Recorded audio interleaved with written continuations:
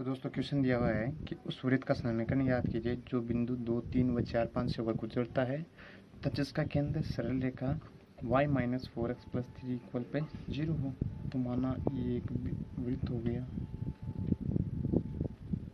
ये रेखा हो गई, ये रेखा है y माइनस 4x प्लस 3 बराबर 0 पे।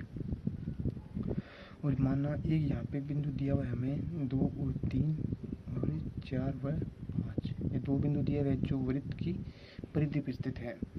तो वृत्त का समीकरण क्या होगा? वृत्त का समीकरण होगा x square plus y square plus 2gx plus 2fy plus c बराबर 0। ये मानक समीकरण हो गया वृत्त का। तो बिंदु 2 व 3 व 4 व 5 इस वृत्त के समीकरण को संतुष्ट करते हैं।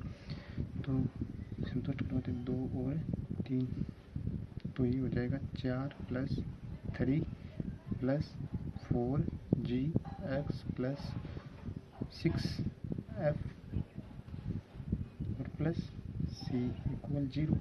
तो ये हो गया 3 का स्क्वायर 9 हो गया ना, यहाँ पे 9 हो गया 3 का स्क्वायर 9 हो गया ना। तो 4gx प्लस 6f प्लस 13 हो गई प्लस c बराबर 0। इस समीकरण को ए देते हैं। इसी प्रकार बिंदु 4 व 5 भी समीकरण को संतुष्टि करते हैं। तो ये हो जाएगा 16 प्लस 5 का स्क्वायर 25 प्लस 2gx का मान हो गया 4 तो 8g और 2fy का मान 5 तो 10f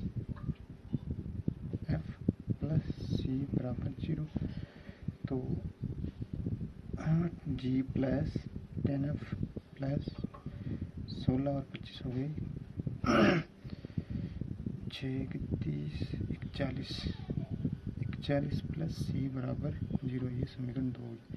तो समीकरण 1 व 2 से है ना, समीकरण 1 व 2 से कांस्टेंट को c को गायब कर देंगे।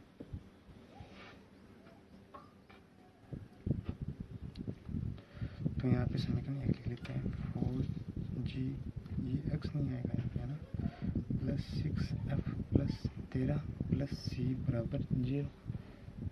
तो माइनस करने पर, घटाने पर कांस्टेंट गायब हो जाएगा।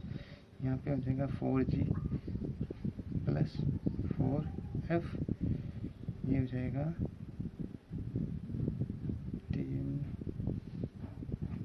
11 में से 3 गए 8 हो गए, 3 में से 1 गया 2 प्लस का 28 बराबर 0। ये तो एक समीकरण हो गया नंबर 3। अब मानना ये केंद्र के निर्देशांक क्या होते हैं? माइनस जी और माइनस एफ है ना। तो ये इस समीकरण के ऊपरी तो है, तो ये इस समीकरण को संतुष्ट करेंगे। तो y माइनस 4x प्लस 3 बराबर 0 है ना, इसको हम ऐसे लिख लेते हैं 4x माइनस वाई माइनस 3 बराबर 0। तो माइनस जी, तो माइनस के 4g और प्लस का f माइनस का 3 बराबर 0। ये हो गया समीकरण 4। अब समीकरण 3 व 4 से केंद्र याद हो जाएगा हमें। तो minus 4g plus f minus 3 बराबर 0 और ये हो गया एक 4g प्लस 4f प्लस 28 बराबर 0। तो जोड़ने पर ये हो जाएगा, ये हो गया 5f प्लस 25 बराबर 0। तो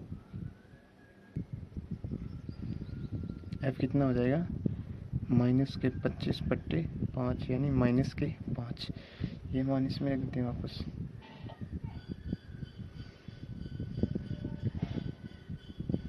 माइनस के 4g माइनस के 5 माइनस के 3 बराबर 0।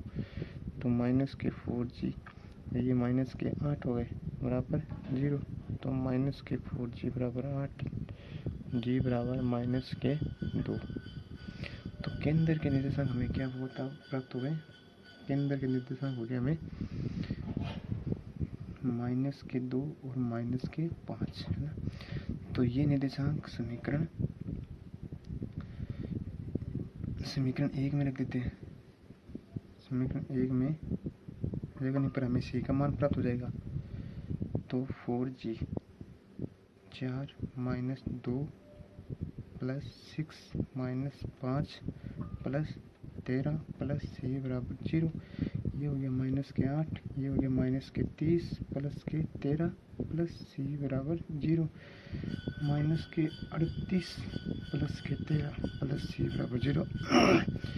तो c का मान कितना हो गया 5, 2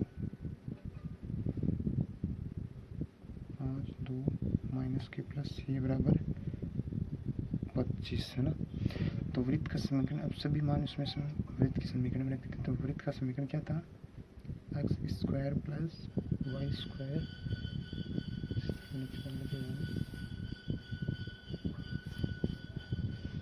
x² + y² + 2gx + 2fy + c बराबर 0 है ना। तो x² + y² + 2g कितना है -2x + 2f कितना है -5y + और c कितना है 25 बराबर 0 है ना। तो x² + y² -4x -10y और +25 बराबर 0 है ना। ये हो गया हमारा वृत्त का समीकरण। तो थैंक यू दोस्तों।